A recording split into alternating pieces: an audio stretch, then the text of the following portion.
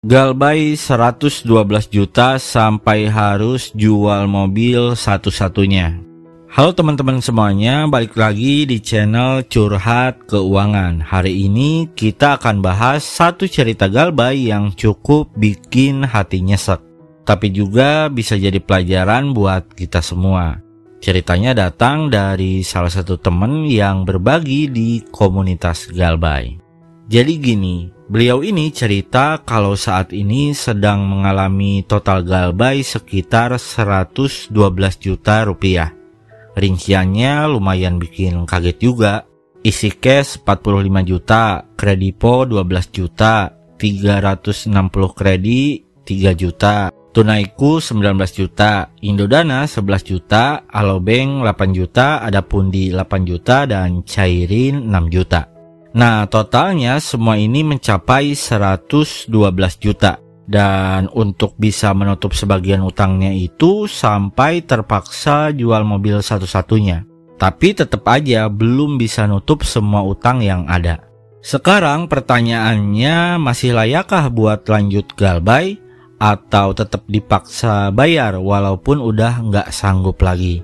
Pertama-tama saya mau bilang kamu nggak sendirian.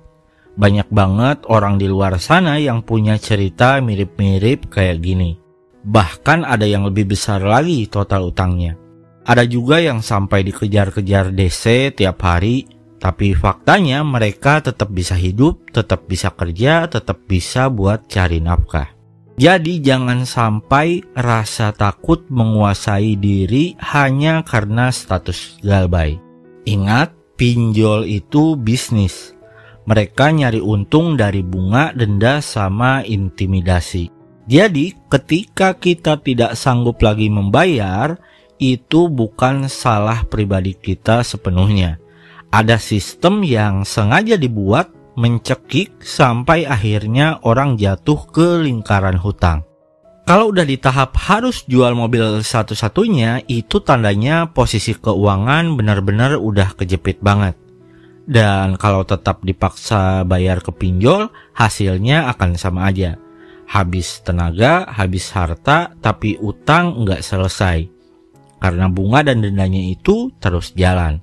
Jadi pilihan untuk Galbay dulu sebenarnya adalah langkah yang paling realistis. Bukan karena nggak punya niat bayar, tapi karena saat ini memang nggak sanggup buat bayar. Nah, bagusnya beliau juga cerita masih ada niat bayar nanti kalau ada rezeki. Bisa dengan cara restrukturisasi, bayar pokoknya aja. Dan itu adalah sikap yang bijak ya, karena pada akhirnya utang tetaplah utang. Kalau memang ada kesempatan, dibayar pokoknya saja udah cukup. Gak usah dipikirin soal bunganya yang emang gak masuk akal. Sekarang mungkin ada yang bertanya, kalau Galbay nanti gimana? DC bakal datang nggak? Apa hidup nggak tambah ribet?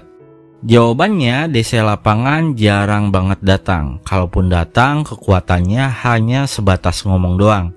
Nggak bisa buat bawa mobil, nggak bisa sita rumah, nggak bisa nyita barang-barang kita. Jadi ya jangan takut. Telepon dan chat kasar memang bakalan datang, tapi itu bisa diabaikan. Blokir aja kalau udah kerasa chatnya itu keterlaluan. Ingat, itu cuma strategi tekanan. Kalau sekarang ditanya lanjut Galbay apa enggak? Jawabannya ya lanjutin aja Galbaynya. Kenapa? Karena keuangan udah sangat tipis, sampai mobil pun kepaksa dijual. Kalau diterusin, hidup malah makin sengsara. Galbay itu memberi ruang buat kita bernapas, fokus cari penghasilan dan bangkit lagi. Pinjol nggak bisa nyita aset pribadi kita, jadi jangan sampai rasa panik bikin kita menjual harta lebih banyak lagi.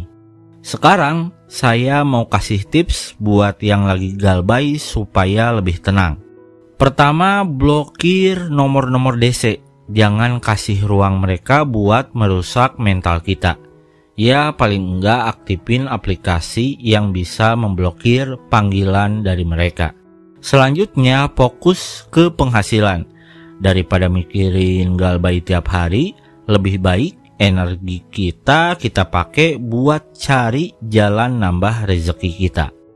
Terus jangan sampai cerita ke sembarangan orang. Ceritakan hanya ke orang terdekat yang bisa dipercaya. Supaya apa? Supaya nggak ada beban tambahan dari gosip tetangga. Terus catat semua pinjaman supaya nanti kalau ada rezeki bisa disusun strategi buat pelunasan pokoknya masing-masing. Ingat selalu ya, nggak ada yang dipenjara karena galbay pinjol. Ini yang paling penting untuk menghilangkan rasa takut kita. Sampai ketemu lagi di video berikutnya. Tetap semangat dan jangan pernah takut sama yang namanya pinjol.